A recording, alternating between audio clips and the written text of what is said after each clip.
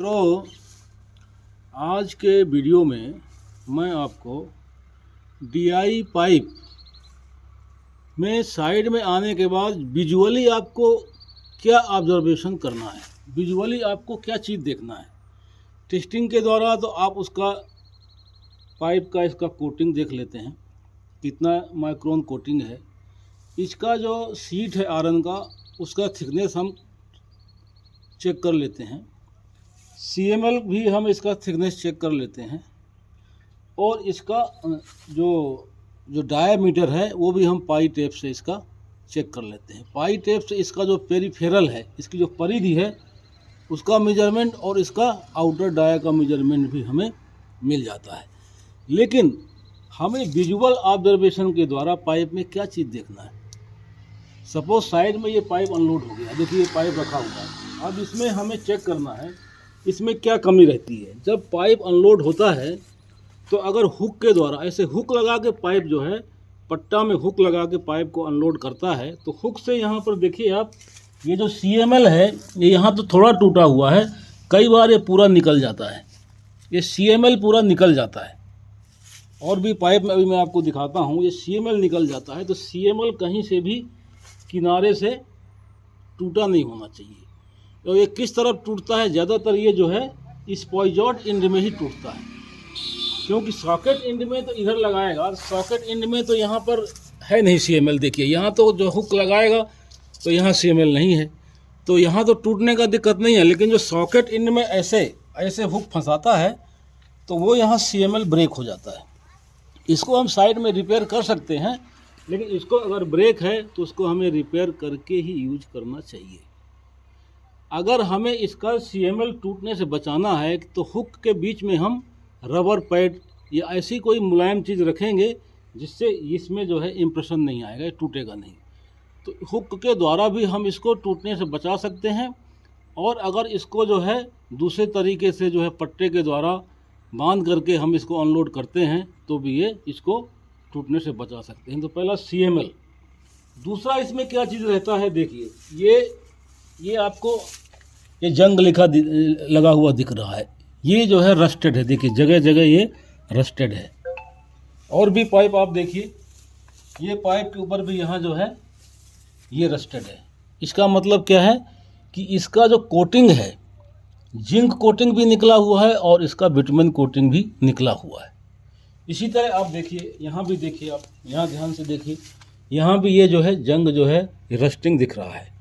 तो इस तरह पाइप में जहाँ भी ऐसा रस्ट लगा हुआ है, जंग लगा हुआ है, उसको हमें एट लीस्ट बिटुमेन का कोटिंग तो साइड में भी हम उसको कर सकते हैं और साइड में उसको रिपेयर कर सकते हैं। बिटुमेन का कोटिंग इसके ऊपर कर देंगे, ये पाइप पूरी तरह से रिपेयर हो जाएगा और हम इसको इसके बाद हमें इसको यूज करना चाहिए।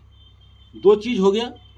इसके बाद इसमें सरफेस में ही आप देखिए, बिटुमेन कोटिंग में ही ऐसे स्क्रैच आ जाते हैं, ऐसे स्क्रैच आ जाते हैं। इस जगह पर क्या होता है कि बिटुमेन कोटिंग की जो थिकनेस है वो कम हो जाती है। बिटुमेन कोटिंग की थिकनेस जो है उस जगह पे कम हो जाएगी। जैसे आपको और मैं अभी दिखाता हूँ दूसरे पाइप में, जहाँ पर जो है ज़्यादा स्क्रैच आया हुआ है। यहाँ पर देखिए, आप देखिए ये पाइप है, ये नज़दीक से आप देखिए, यहाँ ये पाइप पूरा इसमें आयरन दिख रहा है। देखिए इसका जिंक कोटिंग और बिटुमेन कोटिंग पूरा इसमें घिस गया है। इस तरह का जहाँ भी पाइप के ऊपर दिखता है उसको हमें अलग करके, और बिटुमेन पेंट आता है, जैसा कि मैंने आपको बताया, वो रेडीमेड बिटुमेन पेंट आता है, मैन्युफैक्चरर के यहाँ मिल जाता है। उसको आप ला करके और इसके ऊपर अप्लाई कर दीजिए। उसके बाद आप कोटिंग चेक करेंगे, अगर कम आता है तो 1-2 कोट उसके ऊपर और भी आप 2-3 कोट कर देंगे तो उसमें बराबर बिटुमेन का कोटिंग का थिकनेस आ जाएगा। तो मैंने आपको मित्रों 3 चीज़ बताया। देखिए इसमें क्या जो है विजुअली ऑब्जर्वेशन में क्या रहेगा, इसका कोटिंग निकला रहेगा, बिटुमेन का कोटिंग। बिटुमेन का कोटिंग मैंने 2 तरह से बताया। एक तो उसमें मतलब जंग लग जाएगा, अगर आयरन दिख रहा है तो इसके ऊपर जंग लग जाएगा। दूसरा उसके ऊपर ऐसे इसमें रगड़ जाएगा, स्क्रैच पड़ जाएंगे। ये हो गया, 2 तरह का हो गया बिटुमेन कोटिंग का निकलना। तीसरा हो गया, जैसे मैंने आपको बताया CML यहाँ पर जो है काफ़ी ज़्यादा कई बार टूट जाता है। आप यहाँ पर ये रिपेयर कर दिया गया है, ये हमने इसको रिपेयर करवा दिया है, अदरवाइज इसमें काफ़ी ज़्यादा ऐसे इसमें जो है निकल जाता है।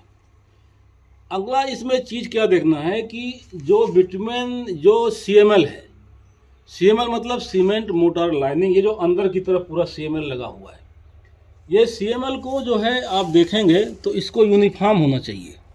इधर पाइप में अगर हम देखेंगे, आप देखिए, ये आप देख रहे हैं, इसको यूनिफॉर्म होना चाहिए पूरा, इसको जो है यूनिफॉर्म होना चाहिए। अगर इसमें क्रैक हैं तो क्रैक के लिए एक इसमें जो है लिमिट आती है कि कितने mm तक के क्रैक, कौन से डाया के पाइप में कितने mm क्रैक, 0.8 mm या 1 mm तक के क्रैक इसमें अलाउ रहते हैं। उससे ज़्यादा अगर इसमें क्रैक हैं तो ऐसे पाइप जो है अलाउ नहीं रहते हैं। एक लिमिट है इसकी, 0.8 mm, 1 mm और 1.2 mm, 3 तरह की लिमिट है इसमें अलग अलग डाया के पाइप के लिए।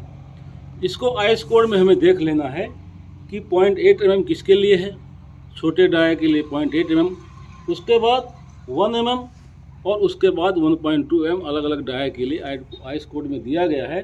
तो उसको जो है क्रैक का अगर जो हम विड्थ मेजर करेंगे तो वो जो है उसके लिए गेज आते हैं, पतले पतले जो है गेज आते हैं, उसमें हम लगा करके उसका क्रैक का विड्थ हम देख सकते हैं। अगर उसमें ज़्यादा जो बड़े बड़े क्रैक्स हैं तो वो भी एक्सेप्टेड नहीं है। तो मित्रों, साइट में डक्टाइल आयरन पाइप आने के बाद क्या क्या चीज़ हमें इसमें देखना है, इसके बाद इसमें ये पाइप का क्वालिटी प्लस और विजुअली हमें क्या देखना है। देखिए, ये पाइप का जो यहाँ ये है, जो पाइप का ये क्या है पोर्शन है, ये इसका सॉकेट है। सॉकेट पोर्शन में आपको पूरा कुछ इन्फॉर्मेशन लिखा हुआ दिख रहा है। देखिए, DN 300 मतलब है ये जो है 300 डायमीटर का पाइप है। इसके बाद इसमें K7 देखिए लिखा हुआ है, K7 ग्रेड का पाइप है, K7 K9 ऐसे रहता है। यहाँ पर इसकी लेंथ दी गई है, पाइप की लेंथ 5.5 मीटर। इसके बाद एक चीज़ यहाँ और दी गई है, देखिए 27T, ये क्या है, 27T पाइप का बैच नंबर है, ये पाइप का बैच नंबर है। और पाइप में और भी इंफॉर्मेशन रहती है, जैसे कि आप इधर देखेंगे तो इसमें जो है पाइप का जो ब्रांड है उसका ब्रांड भी यहाँ पाइप का लिखा रहता है। जिस ब्रांड का पाइप है यहाँ पर उसका ब्रांड भी लिखा रहता है। आप देखिए, ISI मार्का रहता है। देखिए यहाँ पर इधर से देखेंगे, ये ISI मार्का है, ये पाइप का ब्रांड है। और इसमें जिस क्लाइंट के लिए पाइप जो है बनाया गया, जैसे इसमें जल निगम है, कोई भी जल निगम है उसका भी नाम इसमें लिखा आता है। जैसे यूपी जल निगम है, उड़ीसा जल निगम है, जो भी जल निगम होगा उसका नाम भी इसमें प्रिंटेड किया रहता है। इसमें पाइप में अभी नहीं दिख रहा है। और इसमें जो है एक थर्ड पार्टी टेस्टिंग होती है। थर्ड पार्टी टेस्टिंग जैसे SGS नाम से मैक्सिमम ज़्यादा यहाँ पर इंडिया में SGS एक थर्ड पार्टी है, जो अपना फैक्ट्री में, मैन्युफैक्चरर की फैक्ट्री में उसका टेस्टिंग होता है। मैन्युफैक्चरर उसको बुलाता है, थर्ड पार्टी को टेस्टिंग कराता है और वो सर्टिफिकेट वो देता है पाइप के साथ में, या पाइप आने के बाद वो सर्टिफिकेट भेजता है। और वो अपनी एक सील भी पाइप के ऊपर लगाता है, SGS लिखा हुआ अपना एक सील लगा देता है। तो अगर हमारे कॉन्ट्रैक्ट में ऐसा रहता है कि SGS का सील लगाना है, हमारा कॉन्ट्रैक्ट होता है, तो उसमें भी हमें SGS का सील इसमें देखना पड़ता है। तो मित्रों, आज के वीडियो में मैंने आपको DI पाइप साइट में आने के बाद क्या क्या चीज़ें देखना है उसके बारे में बहुत ही महत्वपूर्ण जानकारी दी है। इसका एक चीज़ आपको और देखें, साइड में इसका स्टैकिंग भी हमें देखना है, इसका प्रॉपर स्टैकिंग हो रही कि नहीं हो रही है अनलोड करने के बाद। जैसे ये आप देख रहे हैं, ये एक तरह का स्टैकिंग एकदम सही तरीके से स्टैकिंग किया गया है। इस तरह का स्टैकिंग जो है ज़्यादा जो है फेमस है, ज़्यादा पॉपुलर है। और ये जो है एक के ऊपर एक जो है 90 डिग्री में पाइप रखते हुए हम लोग चले जाते हैं, स्क्वायर स्टैकिंग बोलते हैं इसको, स्क्वायर फॉर्म में इसको रखते हुए हम चले जाते हैं। तो ये स्टैकिंग ज़्यादा पॉपुलर है। स्टैकिंग के बीच में सबसे जो है, तो नीचे मैंने पहले के वीडियो में आपको बताया है कि उसके नीचे जो है वुडन ऑब्जेक्ट भी हमको रखना चाहिए। तो इसमें ये भी इम्पोर्टेंट चीज़ है कि वुडन ऑब्जेक्ट या लकड़ी के टुकड़े के ऊपर ही पाइप को रखना है, प्लेन सरफेस में पाइप को रखना है, और एक हाइट है, एक निश्चित हाइट से ऊपर नहीं रखना है। इसकी मैक्सिमम हाइट क्या है? 2 मीटर। 2 मीटर हाइट से ज़्यादा पाइप को नहीं रखना है। अलग अलग डाया के लिए किसी भी डाया का पाइप हो, अगर 1 मीटर डाया का पाइप है तो उसका पाइप का 2 ही रो आएगा। अगर 500 mm डाया का पाइप है तो पाइप का 4 रो आएगा। 5 × 4 2000 हो जाएगा, 500 × 4। तो उसमें अलग अलग डाया के लिए कितना रो आएगा ये हमको देख लेना है, लेकिन इसका मैक्सिमम हाइट 2 मीटर से ज़्यादा हमको नहीं रखना है। तो मित्रों, आज के वीडियो में आपको मैंने DI पाइप साइट में अनलोड होने के बाद विजुअली हमें क्या चीज़ें देखना है, इसके बारे में बहुत ही महत्वपूर्ण जानकारी बताई है। यदि आपने चैनल को सब्सक्राइब नहीं किया तो इसको सब्सक्राइब कर लें। अपने कमेंट के माध्यम से अपने सुझाव ज़रूर दें। धन्यवाद।